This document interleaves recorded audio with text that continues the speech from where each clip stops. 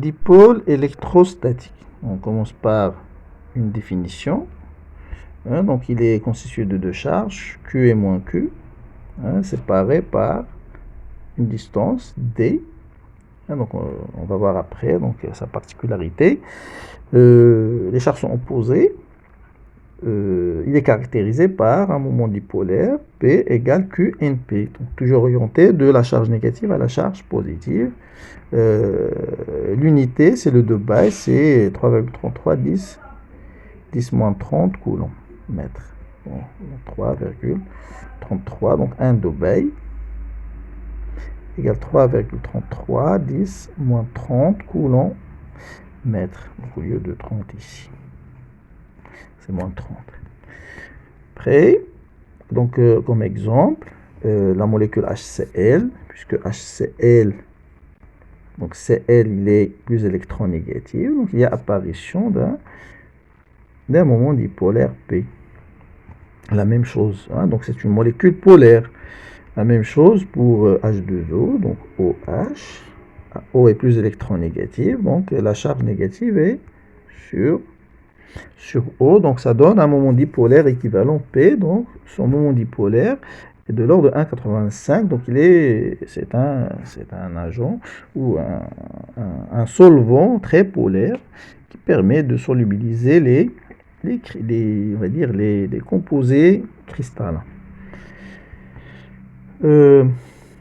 Surtout, on va s'intéresser dans les calculs du champ et du potentiel d'un dipôle rigide. Donc, un dipôle est dit rigide si sa norme P égale, on va dire, QD pour la distance est constante. C'est-à-dire surtout c'est la charge constante et la distance entre les deux charges, PQ. Donc cette distance NP est constante. Donc dans ce cas, donc il peut tourner. Donc ce dipôle, il peut tourner, donc les caractéristiques de P, donc ils peuvent changer, sauf la norme. Donc on dit que c'est un dipôle rigide. Bon. Donc qu'est-ce qu'on va faire? On va calculer le champ et le potentiel créé par ce dipôle dans l'approximation dipolaire. Donc que dit l'approximation dipolaire? C'est quand la distance d'observation est très très grande, donc cette distance entre le dipôle et la position du point où on veut calculer le champ, donc cette distance R, on utilise la base sphérique, donc est très grande devant la taille du dipôle. Donc on va calculer parce qu'on va utiliser cette approximation, dans les calculs du champ. Donc on l'appelle l'approximation dipolaire. Donc pour calculer le champ, donc on va étudier les symétries. On va déterminer les composantes du champ, donc dans la base sphérique, on va utiliser ER, Eθ, Eφ. Donc les charges sont là, Q moins Q. Donc le plan ER, Eθ, il divise la charge en deux, donc c'est un plan de symétrie pour la charge. C'est le seul plan de symétrie. Si on considère cette flèche-là, donc on peut la diviser en deux, en utilisant le plan qui passe par les deux. Ce plan-là, XY, n'est pas un plan de symétrie parce qu'il ne contient pas le point M. C'est un cas particulier. Le point M se trouve là. Il faut toujours choisir le plan de symétrie qui passe par le point M. Donc, ça sera le plan MER, Eθ. Donc, ce plan-là, MER, Eθ. Donc, E aura deux composants. Pour voir les variables, donc, il n'y a pas d'invariance par translation R, parce qu'il y a les charges qui sont là et là, donc il n'y a pas d'invariance. Par θ, il n'y a pas d'invariance. Là, on a la charge Q, là il y a 0. Mais pour l'invariance, pour la variable φ, il y a invariance. Si on prend le point à la charge, si on fait le tour, on tourne autour de la charge, on garde la même charge moins que la même chose ici. Donc il y a invariance par rotation φ. Donc les composants de E seront ER, puisque dans la base sphérique, on n'a que le plan ER, Eθ, donc il y aura deux composantes, ER et Eθ, fonction de R et θ. Mais pour le calcul du champ, on ne calcule pas le champ directement, on passe par le potentiel. Potentiel, toujours dans l'approximation dipolaire. Donc pour calculer le potentiel, c'est la somme de VA, donc le potentiel créé par A en M et le potentiel créé par B en M. Donc c'est Q, donc c'est un charge ponctuelle, Q, hein, donc V c'est Q sur 4pi epsilon 0 à la distance. Hein, par exemple, pour le champ créé par B en M, c'est Bm. La charge c'est plus Q. Pour A, c'est moins Q, et là au lieu de B, c'est A. Hein, donc ce sera moins Q sur 4pi epsilon 0. Donc la somme, c'est le potentiel Vm. On va calculer les deux distances BM et AM en utilisant la relation de Schall, hein, comme ici. Donc BM c'est OM, hein, donc OM moins OB, ça donne BM, hein, donc relation de Schall. OM c'est RER, hein, RER ou RER, et OB c'est D sur 2, parce que ça c'est la distance D, donc D sur 2, suivant UZ.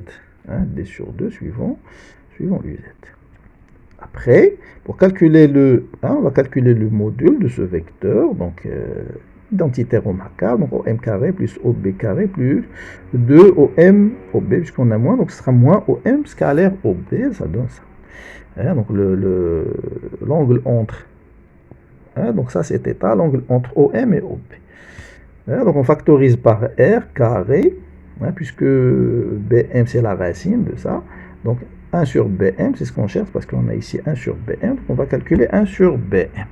1 sur BM, en factorisant par R carré, à l'intérieur de la racine carrée, ça devient 1 sur R, fois 1 moins D sur R cos θ, plus D carré sur 4 R carré, hein, à partir de ça, puissance moins n demi. Hein, on va utiliser le développement limité, puisque D est très inférieur à R, donc 1 plus x puissance n, c'est 1 plus nx. 1 plus nx. Ben, nx ici, c'est d sur r. Hein, d sur r. Et n, c'est moins n demi. Donc, à l'ordre 2, on va éliminer d carré. C'est l'ordre 2. On cherche l'ordre 1. Donc, on va garder 1 moins n demi fois moins d sur r cos θ. Ça nous donne ça. 1 sur r plus 1 sur r fois 1 plus d sur 2r. Ce 2, ça vient de moins n demi. Hein, ça vient de ça. 1 moins n demi. Ça devient là. Puisqu'on a le moins ici, moins n demi fois moins 1. Donc, ça donne 1 plus bm, ça donne ça. La même chose pour am. Hein, on va am qu'on cherche, c'est om, hein, om moins oa. om moins. Donc, AM qu'on cherche, c'est OM moins OA, ça donne AM. La même chose, identité remarquable. Le carré, hein, au lieu de moins, on aura plus. Hein, donc, lorsqu'on va faire, on va ici, on va factoriser par R carré. Développement limité, donc on va multiplier par moins n demi, ça nous donne moins D sur 2R. Hein, 1 sur R fois 1 moins D sur 2R cos θ. Après, on va faire la somme de ces deux termes, hein, ce terme-là, plus ce terme-là. Comme on voit ici, donc 1 moins, donc 1 sur Bm, moins 1 sur, donc moins ce terme-là, moins ce terme-là. Hein, donc on peut voir ici, hein, donc ces deux termes, on trouve le potentiel, après calcul, c'est QD cos θ, QD cos θ, sur 4pi epsilon 0, R carré. QD, c'est quoi? C'est le module de P. Cos θ, c'est l'angle, parce que P ici, comme ça, P. Et là, c'est OM. Donc là, c'est ER. Et là, c'est P. Donc P scalaire ER, c'est quoi? P scalaire ER, c'est P cos θ. P, c'est QD. Hein, donc QD cos θ ou P cos θ, c'est P scalaire ER qu'on trouve ici. On appelle cette expression, hein, on l'appelle l'expression intrinsèque, parce qu'il utilise la base EREθ, ou comme la base de Lefrene. Donc PER sur 4pi epsilon 0 R carré. On peut remarquer que pour une charge ponctuelle, c'est Q sur 4pi epsilon 0 R. Donc il est exprimé le potentiel en 1 sur R, mais dans l'approximation dipolaire, R carré, le potentiel est exprimé en 1 sur R carré. Donc pour une distribution dipolaire. Hein? Donc après, à partir, on sait bien comment la relation entre le potentiel et le champ. Hein? Hein, donc, oui, donc on peut commencer par les surfaces équipotentielles qui caractérisent, on va dire, l'espace qui entoure les charges, ou surtout dans l'approximation des poids, c'est-à-dire loin de ces charges. Hein, donc, ça, c'est l'expression hein, P sur 4pi, hein, donc de A ou de T Vm. Hein, donc, V, c'est P cos θ sur 4pi epsilon 0 r carré. Donc V constant, ça veut dire que hein, donc, r carré, hein, on va dire égal K fois une constante. Fois une constante K fois cos θ. Hein, donc c'est ça l'expression des équipotentiels. Hein. Donc ce K, c'est ce terme-là, P, c'est une constante. Donc, à l'aide d'un logiciel, un logiciel, on peut représenter, c'est-à-dire en coordonnées polaires, en utilisant les coordonnées polaires, donc on va dire les surfaces équipotentielles en coordonnées polaires, r carré égale k cos θ, ça donne ça, hein, avec ça c'est P à l'intérieur, ça donne des comme ça. Avec θ, c'est l'angle que fait ça c'est θ, l'angle que fait P avec ER, bah, selon cos θ il est positif entre 0pi sur 2, donc dans ce domaine-là, donc on a dans on va dire ce demi-espace, le potentiel est positif, et dans ce, hein, donc là c'est potentiel négatif, donc c'est-à-dire si tu prends une ligne comme ça, hein, donc on aura le même potentiel en tout point de cette. Normalement c'est un lobe dans l'espace, c'est un lobe comme ça, donc, hein, comme ça c'est un lobe. Ce sera une surface dans l'espace. Là c'est juste la coupe de des surfaces équipotentielles. Cette zone positive, négative. Hein, et là c'est 0, V égale 0, V0 parce que V est constante. Après, on calcule le champ à partir de l'expression qu'on a déjà trouvée, QD cos θ sur 4pi epsilon 0 r carré. Donc, il faut utiliser le gradient donc, en coordonnées sphériques, puisqu'on a utilisé la base sphérique. Donc, moins d rond V sur d rond R, on dérive ça. C'est moins 2 sur... donc, moins c'est 2 sur R3. Hein, c'est 2p cos θ, donc on va multiplier par 2 R3. Et pour... E θ, c'est moins 1 sur R, d rond V sur d rond θ, d rond cos θ sur d rond θ, c'est moins sin θ avec le moins, c'est plus. Hein, ce qui donne l'expression du champ électrostatique créé par cette distribution, ce dipôle, dans l'approximation dipôle, c'est-à-dire loin du dipôle. On peut retrouver l'expression intrinsèque, puisque P, ça c'est P, ça c'est ER, et ça c'est l'angle, θ. Si on projette, ça sera P égale, hein, donc P cos θ ER, hein, donc là c'est Eθ, moins sin θ. Sin θ, Eθ. Donc on peut écrire sin θ, c'est quoi? Sin θ, P sin θ, c'est quoi?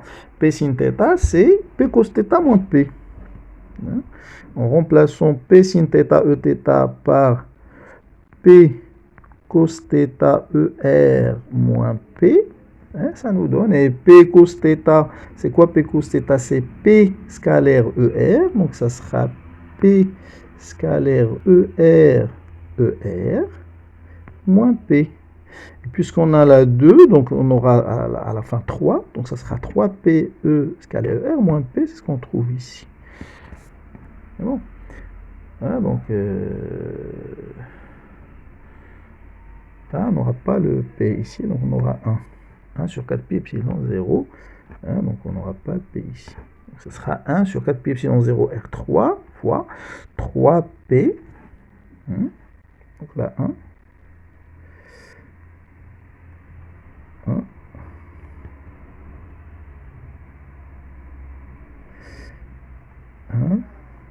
Donc 1 sur 4 pi epsilon 0 R3, quoi, 3 PER, donc PER et P scalaire ES c'est cos θ, donc 3P cos θ, ER moins P, donc c'est l'expression intrinsèque du champ. Donc il est exprimé en 1 sur R3 pour une charge ponctuelle, c'est 1 sur R carré. Pour un dipôle dans l'approximation dipolaire, c'est-à-dire loin du dipôle, c'est exprimé en 1 sur R3. Donc on peut représenter, déterminer les lignes de champ en utilisant le ER sur DR, donc l'équation des lignes de champ, ER sur DR égale 1 sur R Eθ sur dθ, en remplaçant ER, dans ER on a 2 cos θ, de cos θ, et dans Eθ, donc sin θ. Donc en remplaçant, on trouve 2 cos θ, donc dr sur r c'est d de ln, d de ln de r égale, ça c'est d de ln sin carré θ. d de ln sin carré, parce que d2, c'est quoi cos θ de dθ? C'est d de sinus θ sur sinus θ. Donc ça sera d, puisque sin carré c'est positif, ou on va dire 2 d de ln de valeur absolue de sinus θ. Donc, du coup, donc d de ln, on peut faire passer ce d de ln sin θ, ça sera d de ln de r moins d de ln sin carré, donc ce qui devient d de r carré sur sinus θ égale constante, donc égale à 0. Ça c'est d de ln. Donc r qu'à ce terme-là est une constante. Donc r carré, c'est au lieu de r carré, c'est d de ln de r sur sin carré égale 0. Donc c'est-à-dire que ce terme-là est une constante. Donc r égale k fois sin carré θ, ou r0, c'est une constante, on peut l'appeler r0, la dimension de r. On trouve cette expression. Donc c'est l'équation polaire des lignes de champ. Des lignes de champ, si on prend comme ça, donc les lignes de champ seront comme ça. Donc c'est toujours en utilisant un logiciel, il permet de nous donner les lignes de champ. C'est-à-dire en tout point, on aura E tangent. Tangent, ça. En tout point d'une ligne de champ. Donc on peut définir alpha, l'angle que fait ER avec Eθ ou avec E. Tangente alpha c'est ER, Eθ sur ER. Donc Eθ sur ER, et tangente θ en utilisant le rapport ER, Eθ sur ER, ça sera Eθ sur ER, ça sera sin θ sur 2 cos θ. C'est-à-dire tangente θ sur 2. Donc tangente θ sur 2, c'est tangente alpha. On trouve tangente θ égale 2 tangente alpha. Tangente θ, c'est l'angle que fait le dipôle ou le moment dipolaire avec ER. Et E alpha, c'est l'angle que fait E avec ER. Avec ER. C'est-à-dire le rapport ou la relation entre les angles que fait le champ. Le champ et le moment dipolaire avec la direction ER. Donc ça c'est alpha. Donc on peut regarder. Donc ça c'est alpha et ça c'est θ. Θ et alpha. Donc tangente θ égale 2 tangente alpha. Puis on représente, on va dire, la topographie du champ. Donc les surfaces équipotentielles en bleu, les lignes de champ en rouge, sont perpendiculaires. On a déjà démontré ça. Donc dans le cas général, les lignes de champ sont perpendiculaires aux surfaces équipotentielles. Ça, c'est la topographie du champ loin du, c'est-à-dire dans la région loin du dipôle. Mais on approche les charges, ce sera comme ça. Hop, hop, hop, hop. De Q vers moins Q. Mais quand on s'éloigne, ça donne la forme rouge. Ça, c'est ligne de champ loin, c'est-à-dire dans l'approximation dipolaire. Maintenant, on va étudier l'action d'un champ extérieur uniforme sur le dipôle. Vous avez le dipôle P, moment dipolaire, vous avez un champ extérieur, E extérieur uniforme, E0, on peut l'appeler E0, E. Donc, quelles sont on va dire, l'influence ou l'interaction entre ce dipôle et P et E0. Par exemple, c'est-à-dire dans une solution, vous avez l'eau, les molécules d'eau qui possèdent un moment dipolaire. Vous avez par exemple des ions qui créent des champs autour de ces ions. Donc il y aura interaction entre le champ, si on considère la portée du champ, c'est-à-dire dans le domaine où le champ est appliqué, on va le considérer comme uniforme, par approximation. Donc on peut modéliser cette interaction entre les ions et les molécules d'eau comme un moment dipolaire P, l'eau, ça c'est l'eau, et ça c'est l'ion qui crée le champ. Donc la force totale, donc si on fait la somme, QE moins QE, parce qu'on a deux charges, une charge positive et une charge négative, donc moins Q plus Q, et on a un champ E. Donc pour les forces, on aura là une force comme ça, F moins F plus. Si on fait la somme, ça sera égal à 0. C'est un couple de forces. En appliquant le moment total, donc ON vectoriel F moins plus OP vectoriel F plus. F moins, c'est la force appliquée par E, c'est-à-dire le champ, c'est-à-dire la force subie par la charge négative, QF plus, la force subie par la charge positive, et P la position de la charge, et la position de la charge négative. Donc, on peut faire la somme. Ça nous donne quoi? Ça nous donne, avec OG- c'est N, c'est-à-dire le centre, le barycentre des charges négatives, et G+, c'est la barycentre des charges positives, c'est-à-dire P. Donc, on peut trouver, donc ON, donc en factorisant, ça sera OP moins ON. Et OP moins ON, c'est NP. NPQ vectoriel E0. Et QNP, c'est P. Donc, ça sera P vectoriel E0, c'est le moment du couple de forces appliqué par le champ extérieur uniforme. Ce sont des forces égales à 0, mais le moment du couple n'est pas nul. Donc l'effet de ce couple, c'est quoi? C'est la rotation. Donc on va faire une rotation, par exemple. Vous avez le P. Donc on a une force comme ça, une force comme ça. Donc à la fin, donc on aura donc ce dipôle qui va faire la rotation. Elle va s'aligner. Énergie, maintenant énergie d'interaction entre c'est-à-dire l'énergie du dipôle dans un champ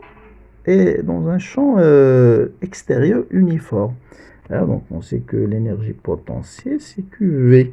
Donc l'énergie potentielle totale, ce sera la charge négative potentielle en N plus la charge positive, le potentiel en P. Donc ça sera Q VP moins VN. Et VP moins VN, c'est donc dV c'est moins EDR, E constante. Donc VP, donc on va écrire VP moins Vn, c'est E0 scalaire, la distance, on va dire NP. Donc NP, c'est moins de N vers P. Donc NP ou moins 0 NP. Ce qui donne fois la charge Q, puisque on a dit QVP moins Vn, donc c'est moins, donc ce sera moins QNP 0. Et QNP, c'est quoi? C'est le moment dipolaire E0. Donc ça, c'est l'énergie d'interaction, l'énergie que possède ce dipôle dans un champ extérieur. Et on sait que la position, puisque P est constante en norme, E est constante en norme, la variable c'est alpha, c'est l'angle entre les deux. L'angle entre les deux, donc l'énergie et la position d'équilibre correspond à une énergie minimale. On dérive, on va trouver sinus alpha égale à 0. Donc on a deux positions, soit alpha égale à 0 ou alpha égale à pi. Donc pour cela, on dérive une seconde fois. Donc pour 0, il sera positif. Donc c'est une position d'équilibre stable, c'est-à-dire c'est une énergie potentielle minimale.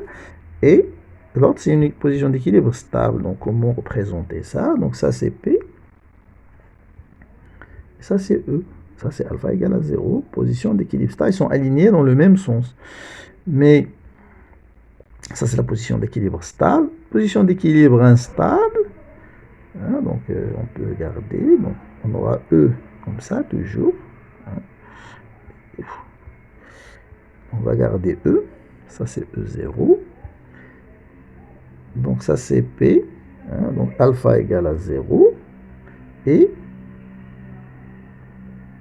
P alpha égale à pi. Hein, donc, ça, c'est une position d'équilibre stable. Ça, c'est instable, c'est-à-dire une petite, on va dire, un petit déplacement. Il fait tourner le dipôle ici. Donc, il va osciller autour de cette position.